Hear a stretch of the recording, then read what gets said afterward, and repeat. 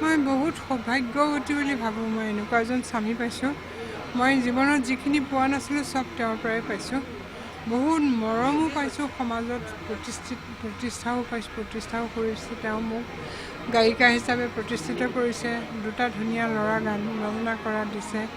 আৰু তাৰোপৰি তেওঁ মোৰ আইডেণ্টিটি হিচাপে মোৰ এটা ডাঙৰ ফুট লওঁ। মই সদায় মোক কয়, তুমি মই থাকোঁ বা নাথাকোঁ, তুমি কিন্তু তোমাৰ ফুটটো সদায় তোমাৰ কপালত ৰাখিবা, যাতে মই তোমাৰ লগত আছোঁ, এনেকৈ কয়। আৰু তুমি যেতিয়ালৈকে ফুটটো লৈ থাকিবা মই তোমাৰ লগত সদায় আছোঁ বুলি জানি ল'বা। সেইটো কৈছে কাৰণে মই এতিয়া আজি আচলতে মই ফুটটো মুচিব লাগে। মই ইয়াতকৈ ডাঙৰ লওঁ, কিন্তু এতিয়া মই সৰুকৈ লৈছোঁ। তথাপিও সমাজে বেয়া ক'ব বুলি, কিন্তু মই তেওঁৰ কথাটো ৰাখিম। আৰু মোক যোনেই বেয়াই কওক ভালেই কওক, মই মোৰ কথাটো ৰাখিম। মোৰ মানুহজনে মোক যিটো ভাল পায়, তেওঁক যদি মই জীয়াই ৰাখিব লাগে, মই কপালত ফুটটো লৈ থাকিব লাগে তেওঁৰ মতে।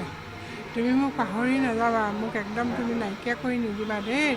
মোক ৰাখিবলৈ হ'লে তুমি ফুটটো সদায় লৈ থাকিবা।